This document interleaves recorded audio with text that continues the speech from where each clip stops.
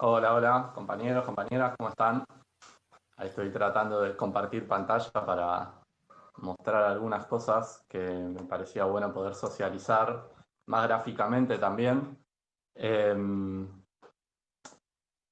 porque evidentemente nosotras veníamos de un escenario donde el peso de la deuda, como bien decía Julio recién, eh, era inimaginable el esquema de pagos que el macrismo había dejado y que se proponía para este año.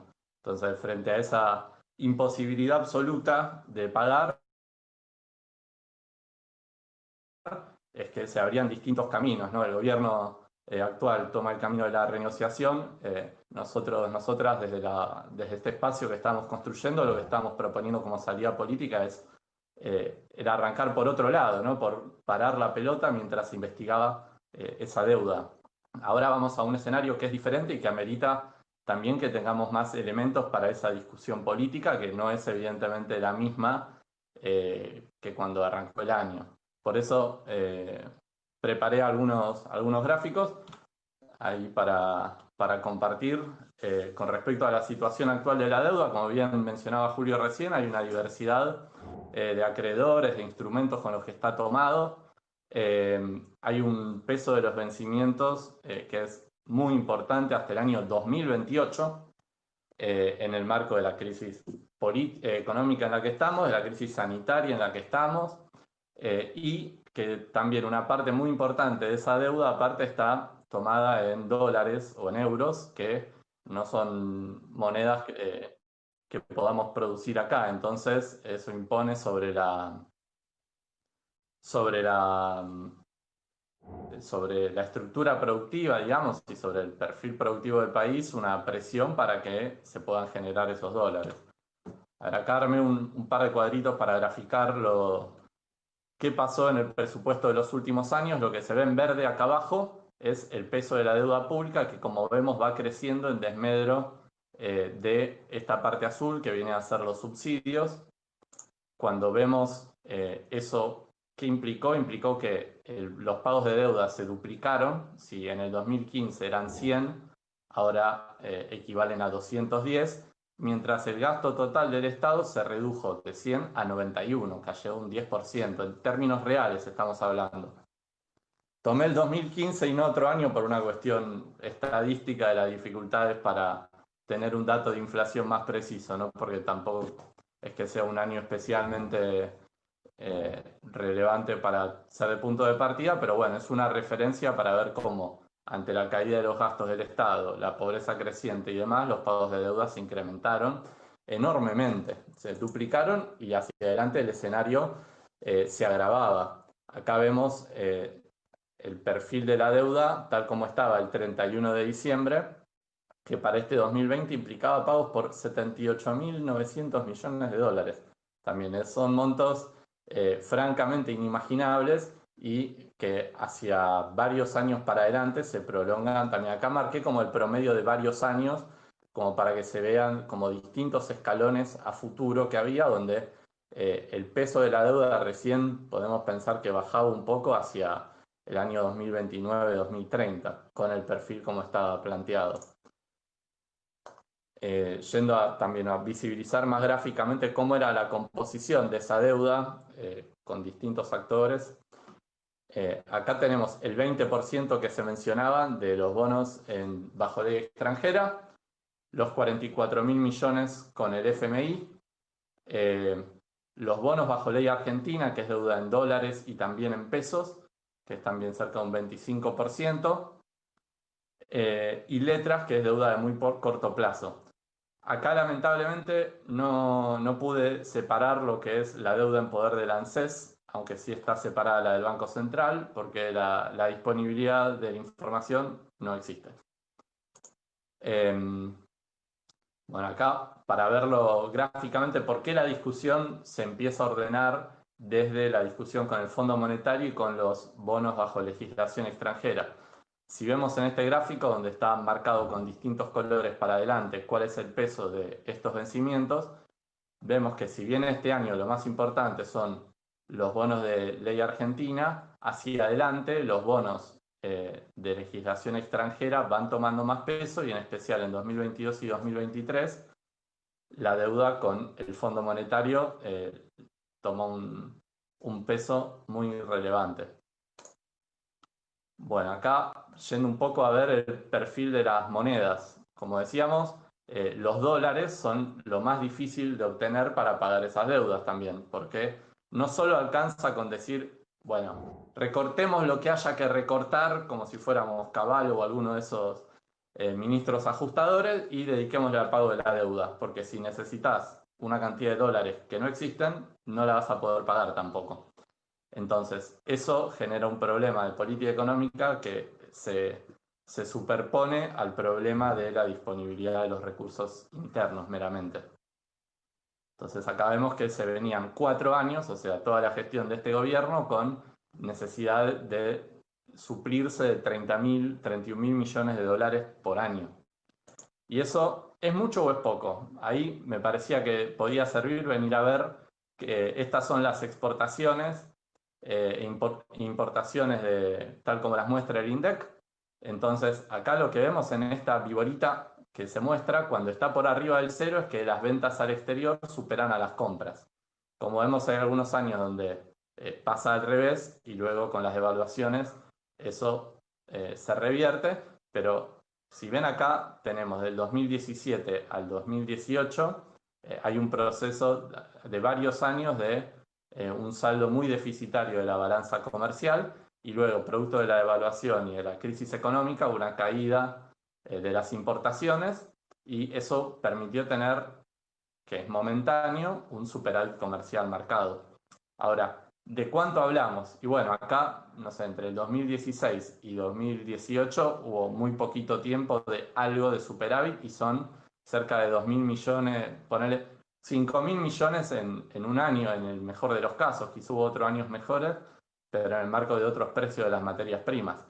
Entonces estábamos hablando de 4.000, 5.000 millones y como veíamos, a ver cómo hago para volver para atrás, ouch, esperen un segundito.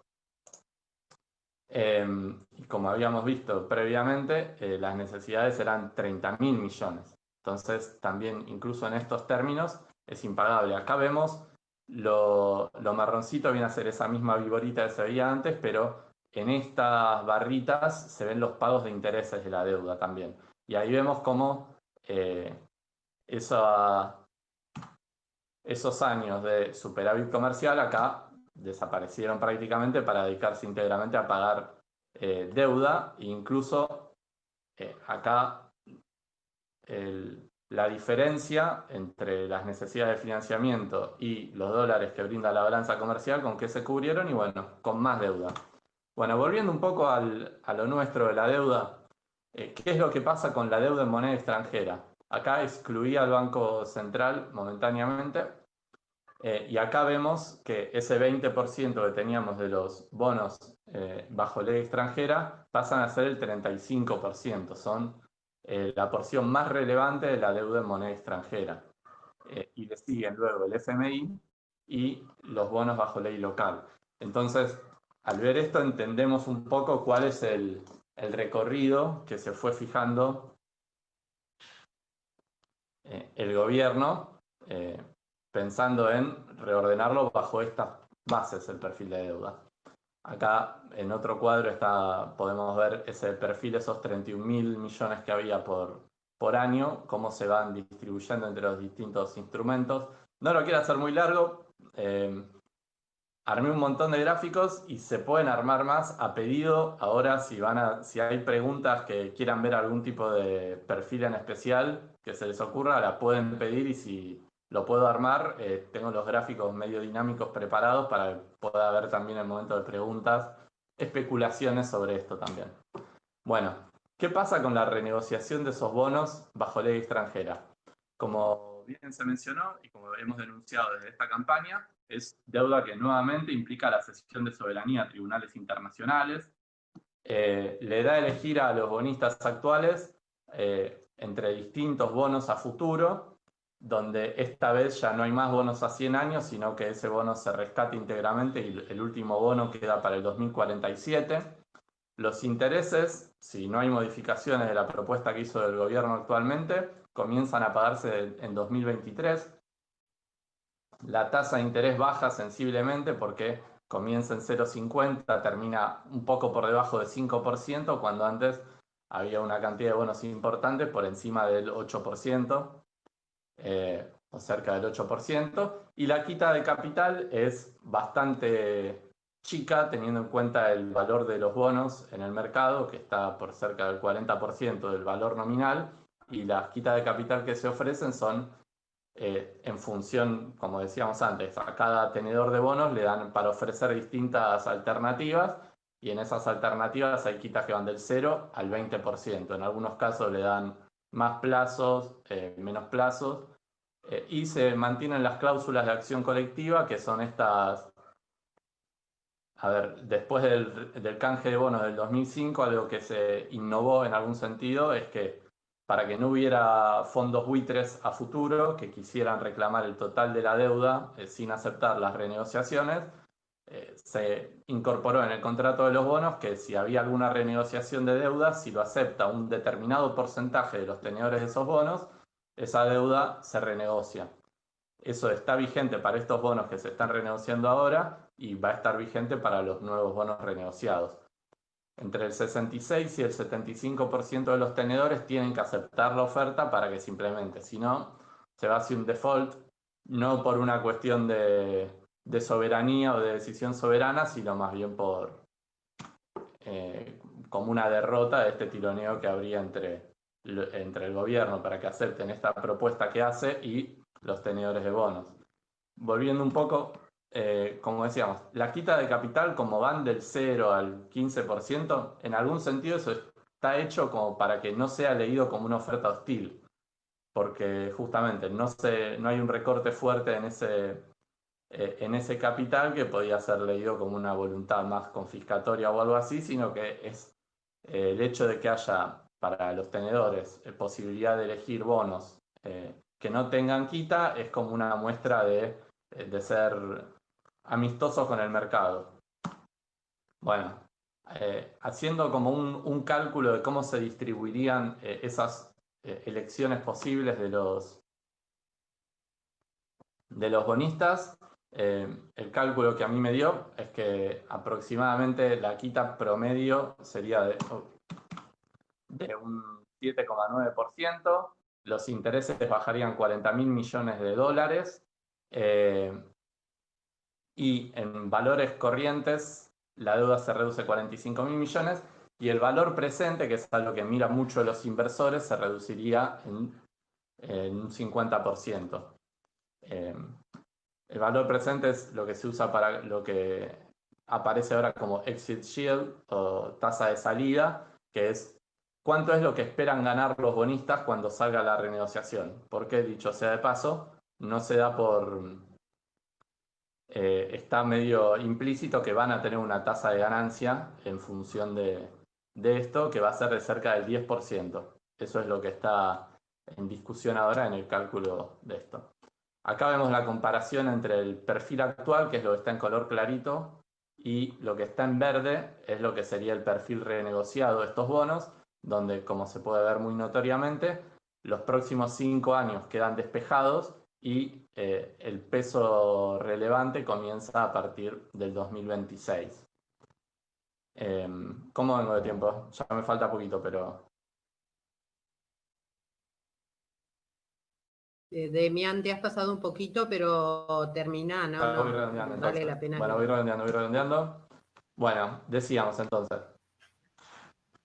Lo otro que queda para renegociar es los títulos bajo ley local, que son en pesos y en dólares, que por una cuestión de evitar juicios probablemente le otorguen condiciones similares. Ahí tiene un peso mayor la deuda del ANSES. Acá hay una estimación contemplando ambas dos, digamos, tanto este gráfico como lo que incluye la ley bajo legislación local.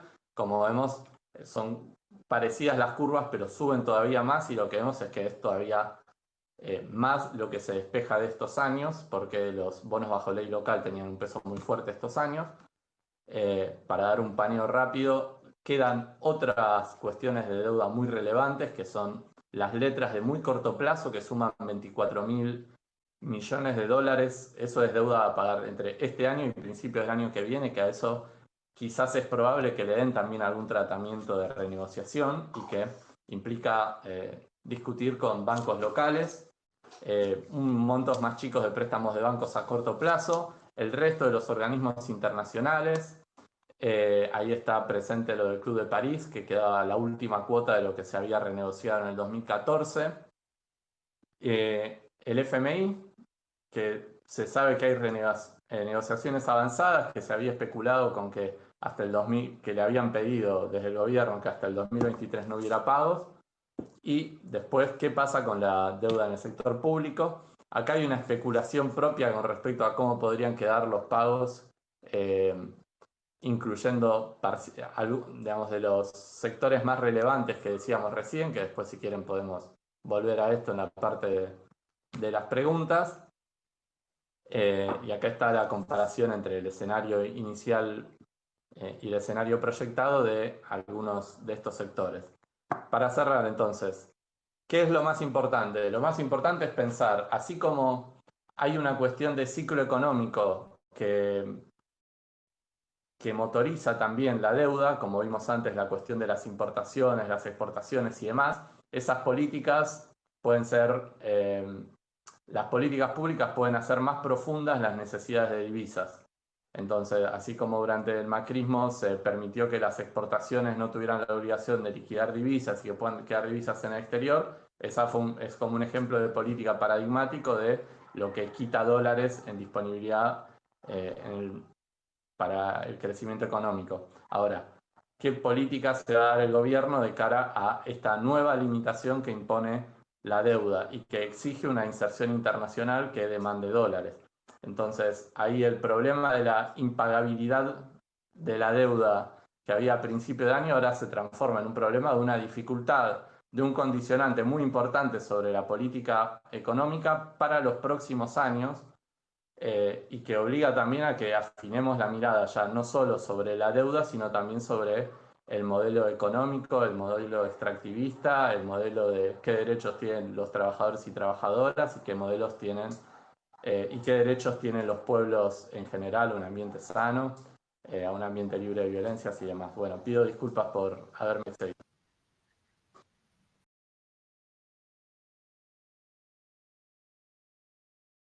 A ver, desde que arrancamos la autoconvocatoria, que nos propusimos ser un espacio abierto, un espacio militante y que pretenda llegar a todos los lugares donde pueda. La verdad es que en eso hemos sacado algunos materiales tratando de tener el lenguaje más llano posible, tratando de que puedan ser retomados de distintos espacios.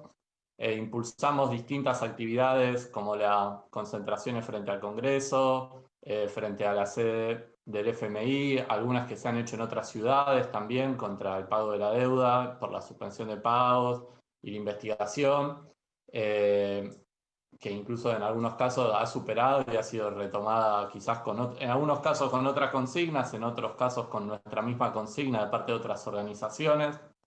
Está a nuestra disposición de poder seguir construyendo materiales que puedan seguir en todos los espacios de base, de poder replicar actividades como esta en donde sea necesario, porque ahí excede lo que pueda ser un pequeño espacio de articulación, sino que tenemos que lograr derramar hacia todos los espacios que habitamos y muchos otros espacios más. Así que esa es una tarea a la que convidamos a que participen.